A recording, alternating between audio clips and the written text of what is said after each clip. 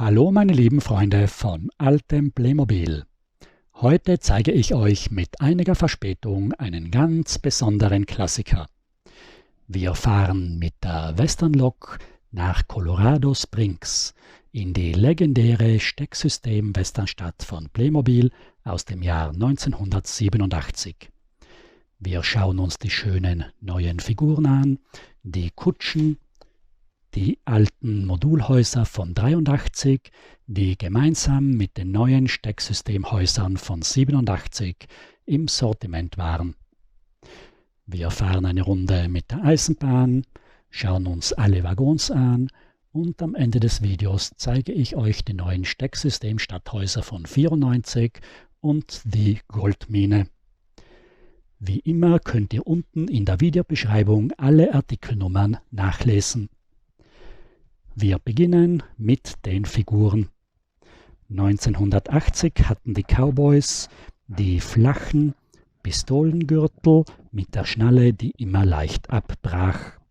82 bekamen sie die Drehhände und 83 wurden die zwei alten Hutmodelle mit dem neuen breitkrempigen Stetson-Hut ersetzt. Die Gewehre bekamen einen langen Lauf und von 83 stammt auch diese neue Farmkutsche. 1985 kam der Bowlerhut heraus, bei der Western-Familie und beim Einspänner. Mit diesen drei Sets 1986 sah man, dass eine neue Generation im Western begonnen hat.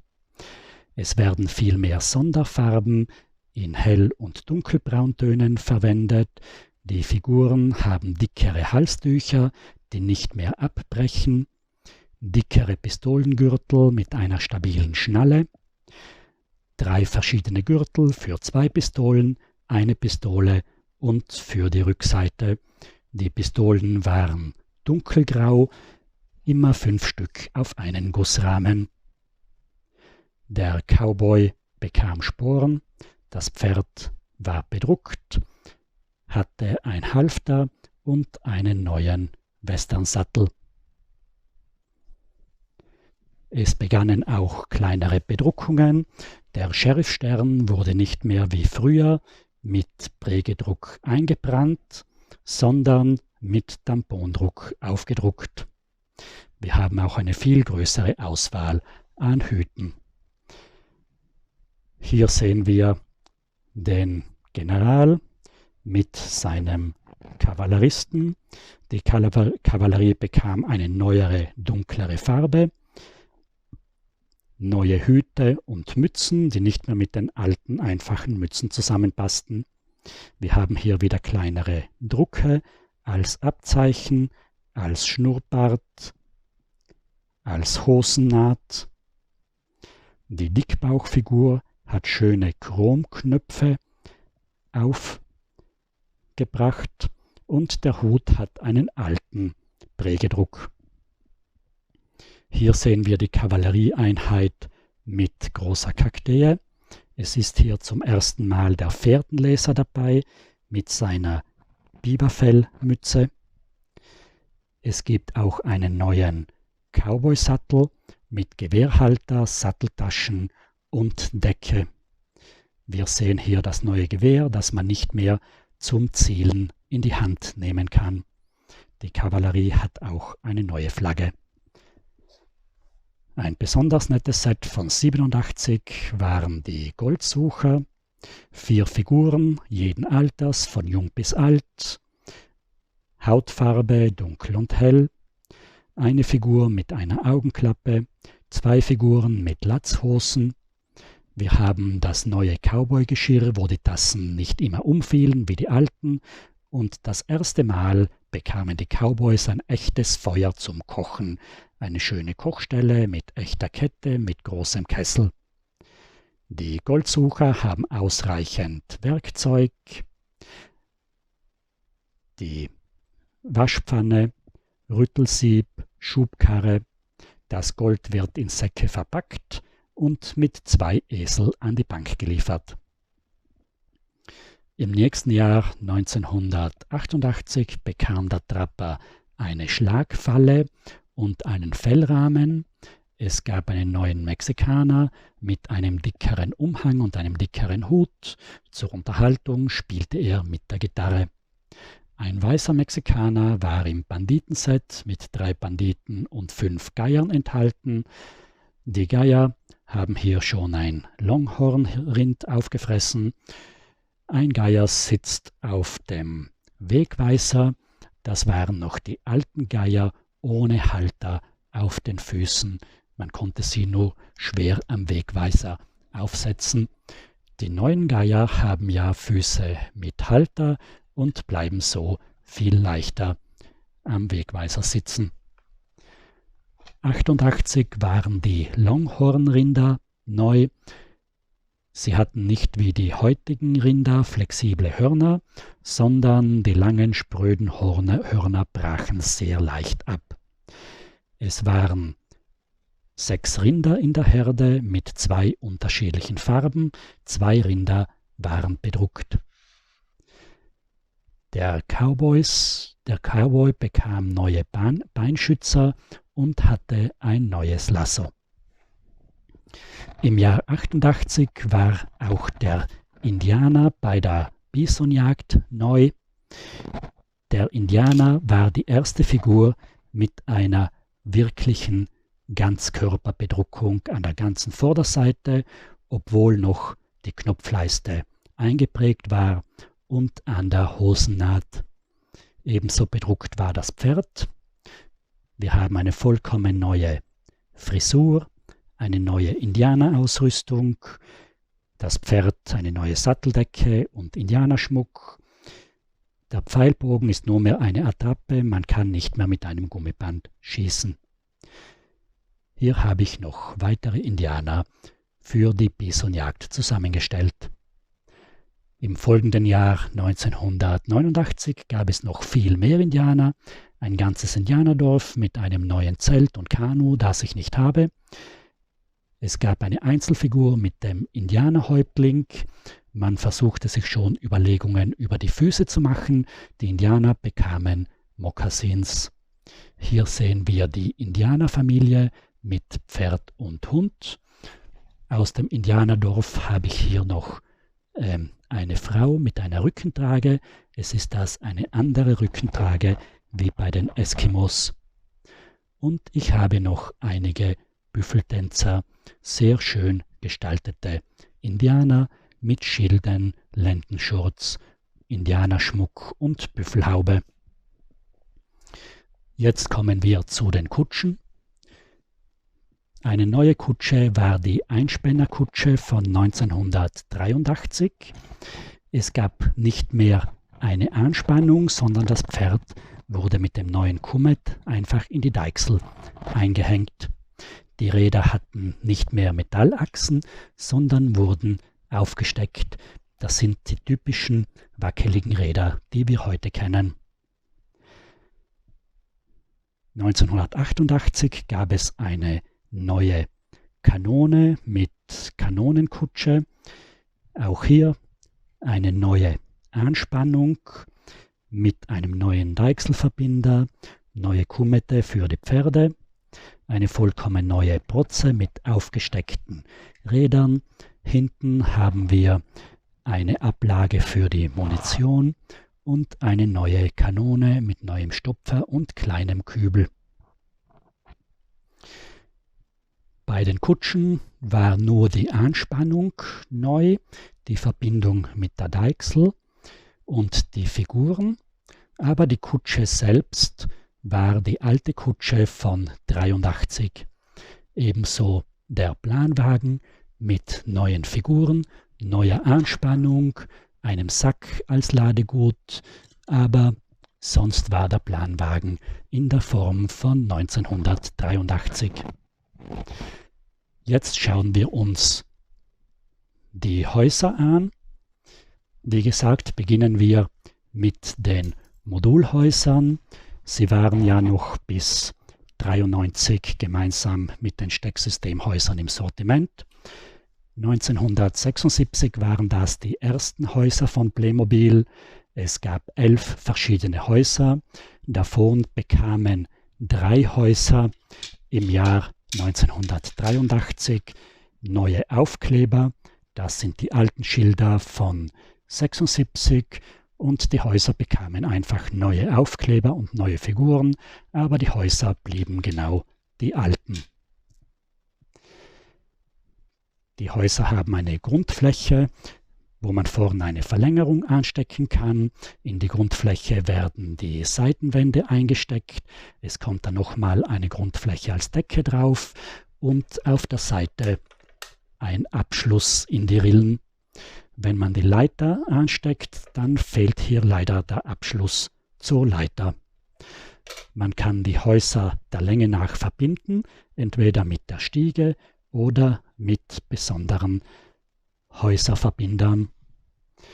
Die Häuser sind für den zweistöckigen Aufbau gestaltet. Mit dem Säulenvorbau kann man oben noch ein Haus darauf stellen. Wir schauen jetzt den Saloon an mit seiner obligaten Schwenktür, damit wir den Saloon dann mit dem neuen Stecksystemhaus von 1994 vergleichen können.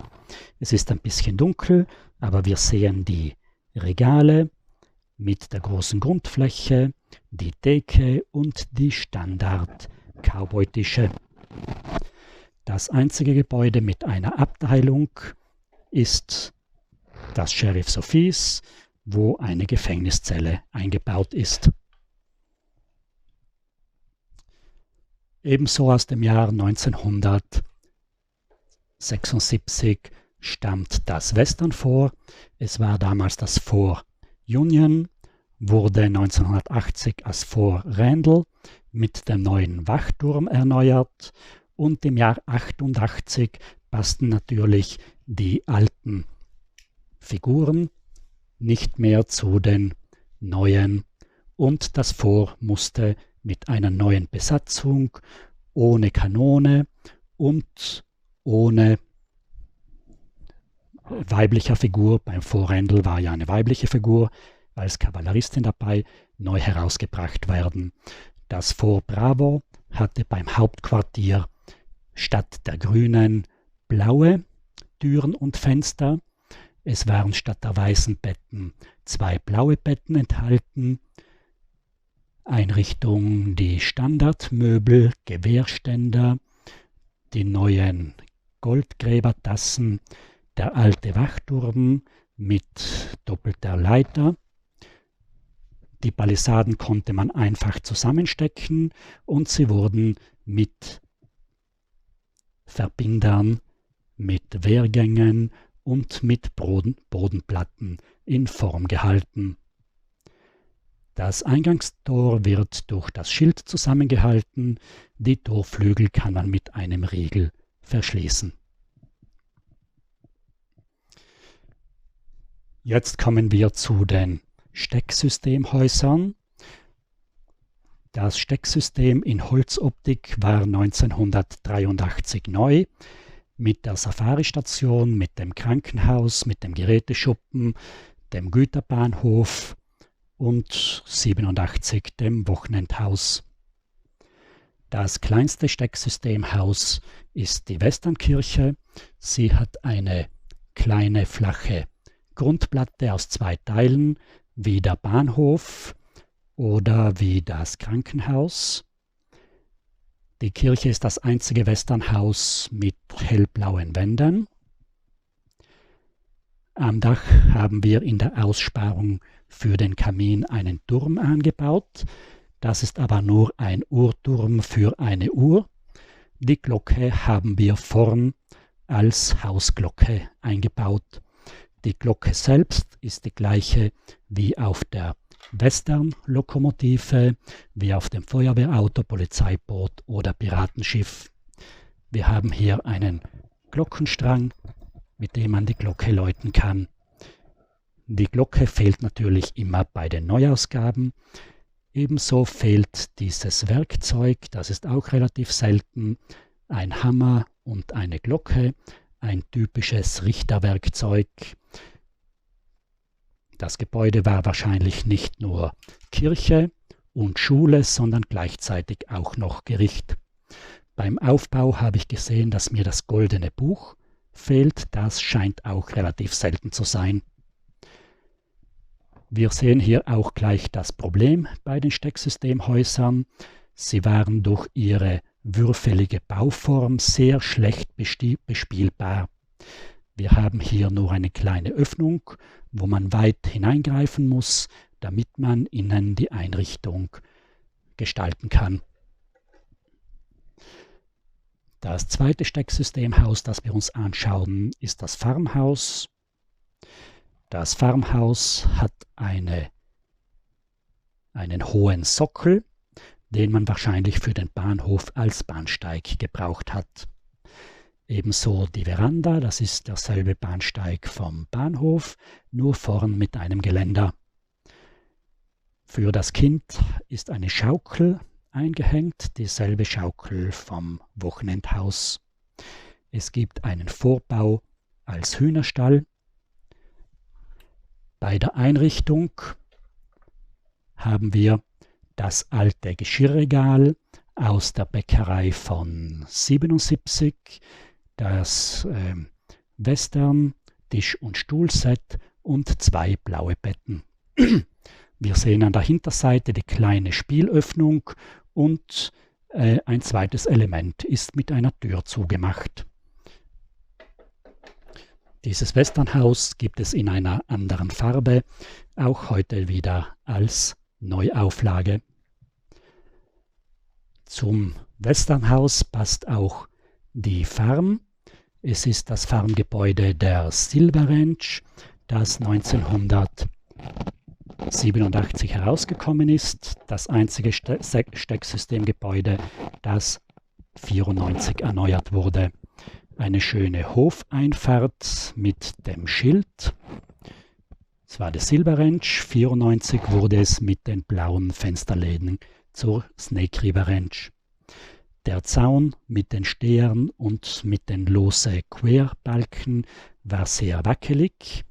Das Gebäude selbst besteht aus 2 Seitenteilen.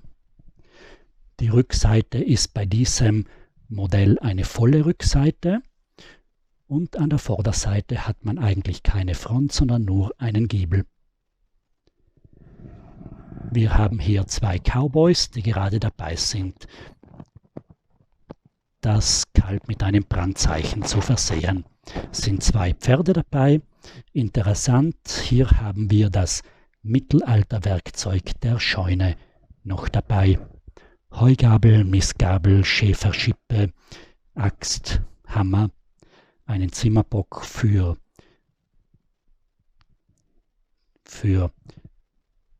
das Pferdegeschirr und 2 Säcke. Ein technisches Gebäude, das zur Farm passt, ist das Windrad.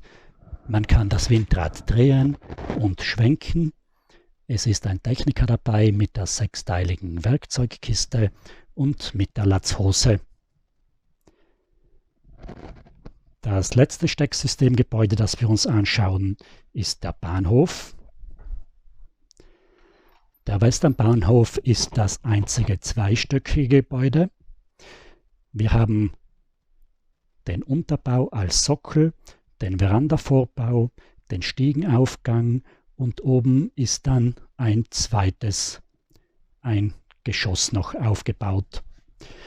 Interessant an der Konstruktion, wir haben auf einer Seite noch einen Zubau mit einem Dach.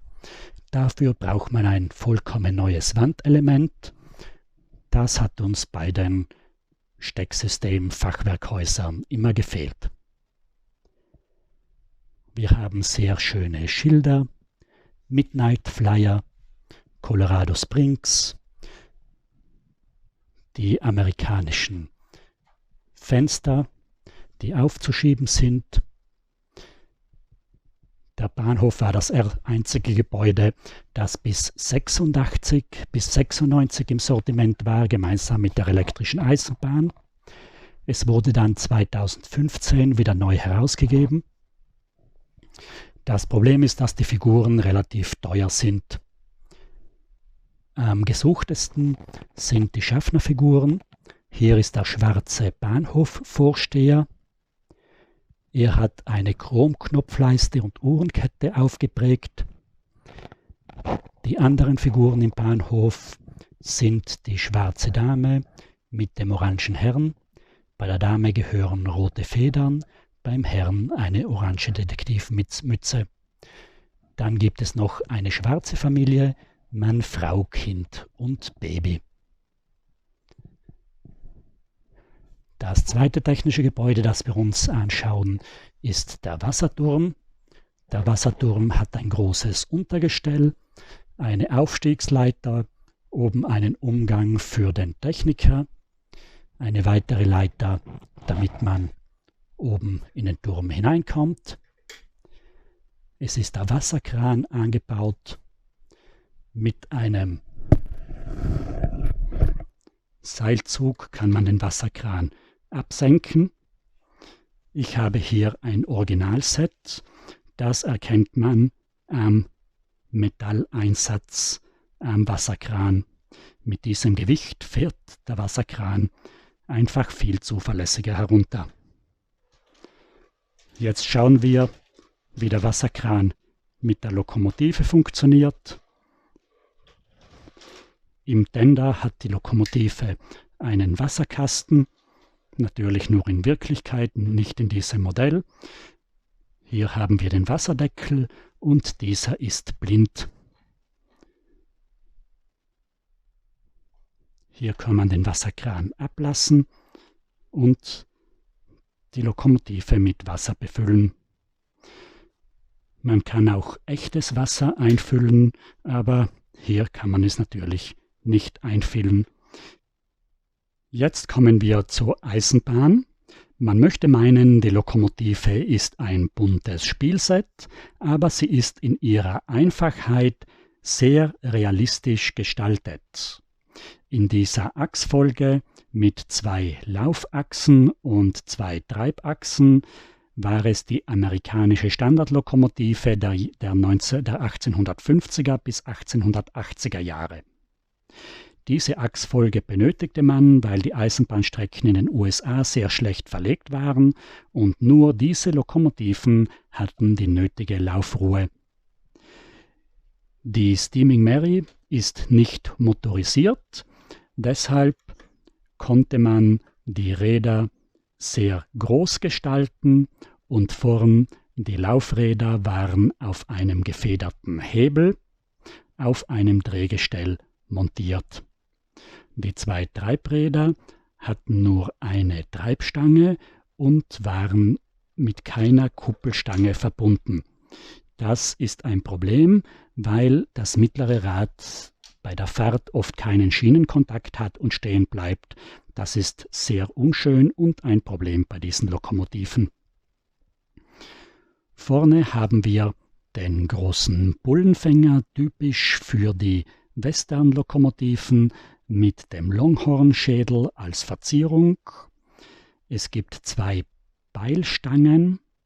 Am Zylinder ist ein Aufkleber der Firma Rogers aus New Jersey. Das ist ein Lokomotivwerk.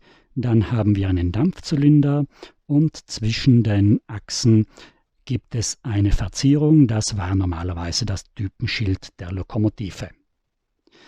Am Dampfkessel haben wir vorn die Betriebsnummer, eine dreistellige Nummer. 174 ist wohl eine Anspielung an 1974, dem Geburtsjahr von Playmobil.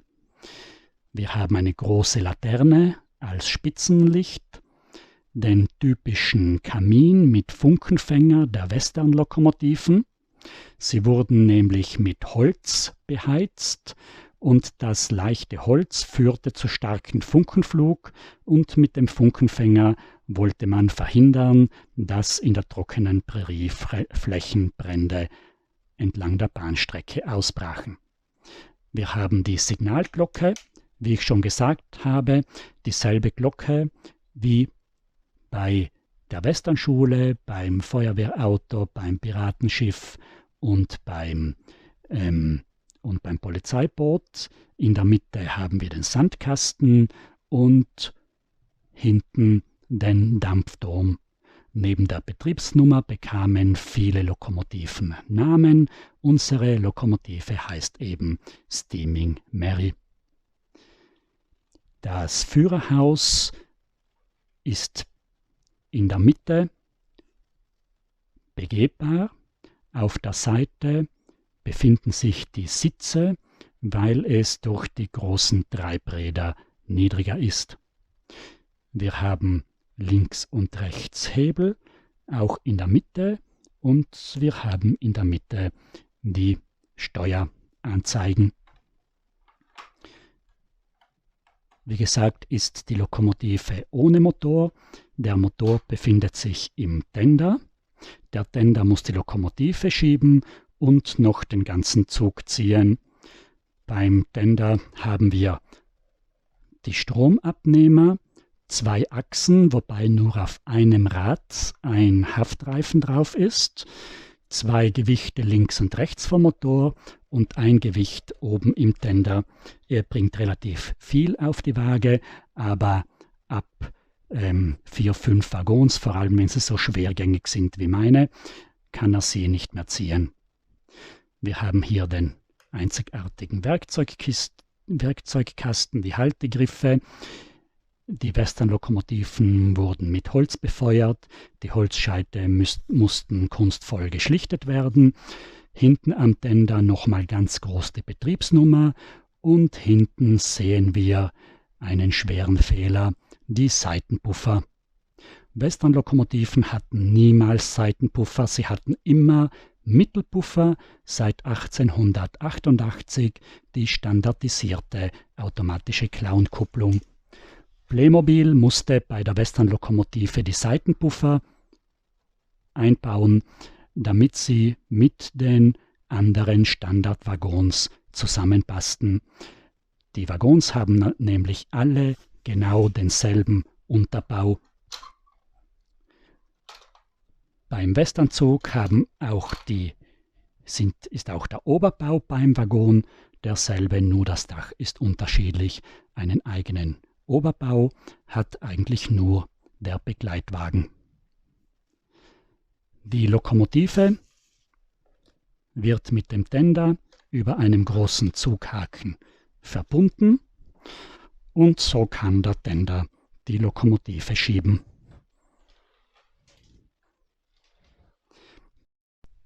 Die Lokomotive gab es als Einzellokomotive mit den 2 Figuren, Zugführer und Lokführer. Und die Lokomotive gab es auch als großes Zugset mit Gleisoval, mit Runkenwagen, Einspännerkutsche und Begleitwagen. In diesem Fall waren 5 Figuren dabei: Zugführer, Lokführer, Heizer, Arbeiter mit Latzhose und gelbe Frau. Es war nur der Anschlusskabel dabei, den Transformator musste man sich selbst kaufen. Wie gesagt, die Waggons hatten alle denselben Unterbau. Schauen wir uns jetzt den Begleitwagen an. Der Begleitwagen war immer am Ende von einem Güterzug. Es war das Büro vom Zugführer, Aufenthalts- und Verpflegungswagen für das Personal und in diesem Fall war auch ein Ranger, das heißt ein Aufseher, stationiert. Den Begleitwagen gab es auch als eigenes Set, der einzige Waggon mit Figuren. Es waren 2 Figuren dabei, ein Ranger und ein Landstreicher, allerdings ein Landstreicher mit grauen Beinen und keine Barfußfüße, die hat es damals 1987 noch nicht gegeben. Der Begleitwagen hat einen typischen Turmaufbau. Oben drinnen gibt es einen Sitz, wo das Personal den ganzen Zug kontrollieren und überwachen kann. Wir sehen, der Begleitwagen hat einen Schornstein. Es gibt innen drinnen einen Ofen für die Heizung, Tisch und Bank und es gab auch einen Teekocher, ein Bett und einen Gewehrständer, und diese zwei kleinen Stecker sind für Laternen. Wir können jetzt noch schnell die anderen Waggons anschauen. Der Viehwaggon ist ein Playmobil Standardwaggon, allerdings hat der Westernwaggon ein Spitzdach und einen Laufsteg am Dach und auch den besonderen Aufkleber. Den Viehwaggon benötigt man, um die Longhorn-Rinder zu verladen und in die Stadt zu bringen. Es gibt dann noch einen gelben Güterwagen. Das ist ein Güterwagen ohne vorn und hinten die Bühnen. Hier haben wir auch eine Aufstiegsleiter, einen Laufsteg am Dach, das giebelförmige Dach, Aufkleber, und an beiden Seiten kann man die Tür öffnen und mit dem Riegel kann man sie wie in Wirklichkeit halb oder ganz verschließen. In einer einzelnen Packung, wie man hier sieht, waren auch die Personenwagen enthalten. Die Personenwaggons waren auch ganz normale Playmobil Standardwaggons, wie man hier zum Beispiel sieht. Sie hatten nur ein anderes Dach, das Dach, das ein bisschen weiter vorschaute und mit den typischen Western-Lüftungsschlitzen. Wir sehen, wie beim normalen Playmobil-Waggon, die Sitze. Die Figuren bleiben eigentlich nur auf den Sitzen, wenn sie sich beim Griff halten. Es gibt auch eine Haltestange für Fahrgäste, die stehen, und oben die Gepäckablage für die Taschen. Wir können jetzt gerne mit dem Zug eine Runde fahren. Wir setzen jetzt die Lokomotive in Bewegung. Mit dem Güterzug.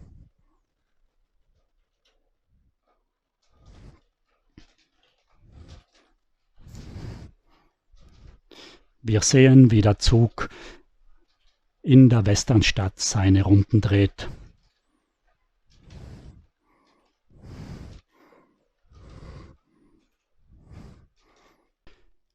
Jetzt kann ich noch eine Mitfahrt mit dem Zug organisieren auf einen Waggon, den wir anhängen, und lassen wir die Zugfahrt beginnen.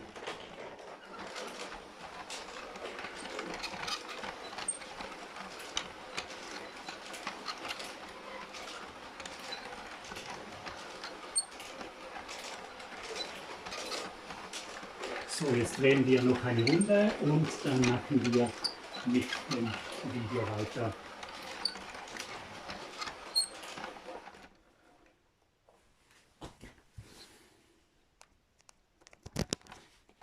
Jetzt mit der Rundfahrt.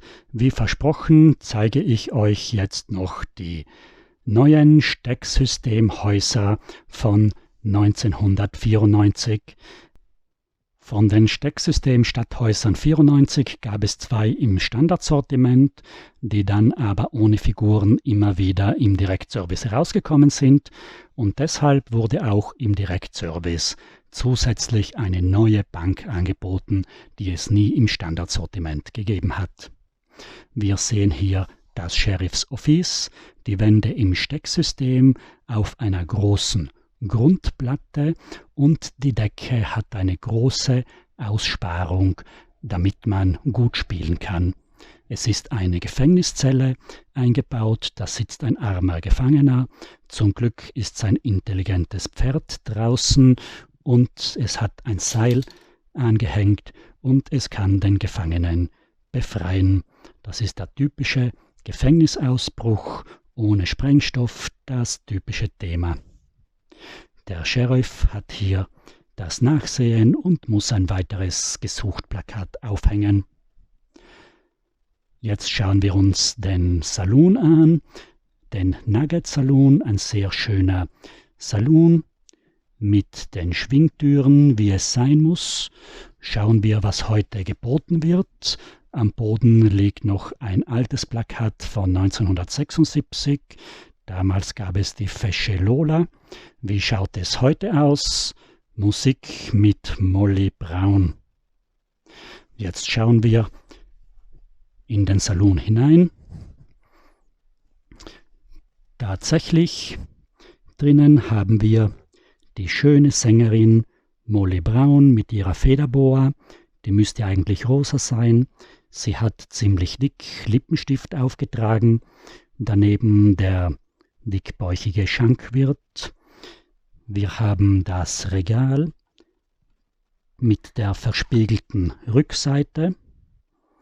Ich weiß nicht, ob man das da sehen kann. Mit 2x6 Flaschen aus einer normalen Getränkekiste. Die dickbauchige Flasche vom Pirat. Ein Muss im Salon ist das Piano.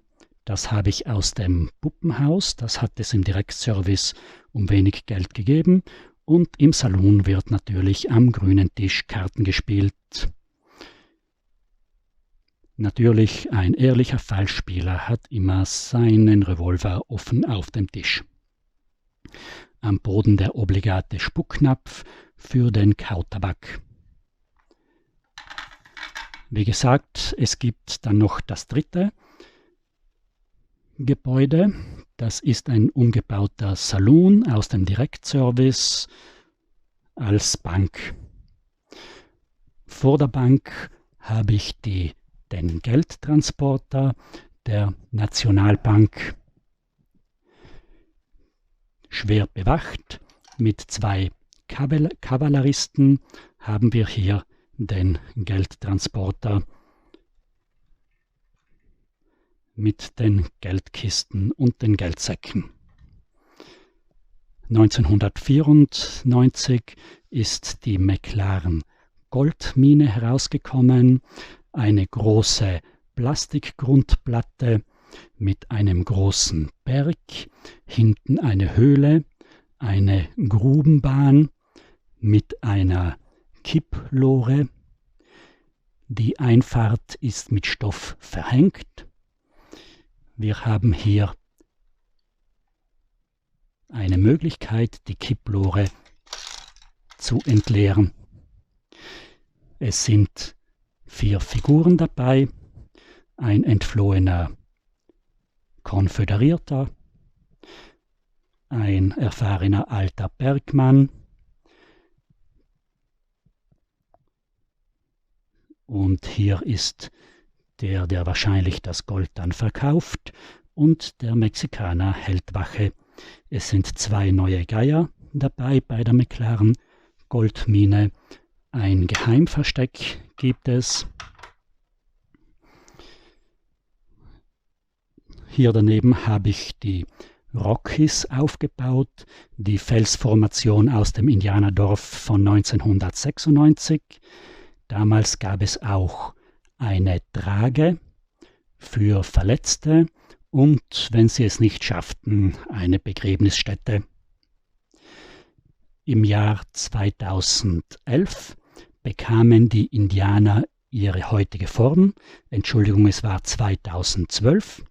Es gab damals neben der normalen Figurenform gab es die neuen Figuren mit nacktem Oberkörper und mit Indianerhosen. Ein sehr schönes Set. Das ist 2012 herausgekommen.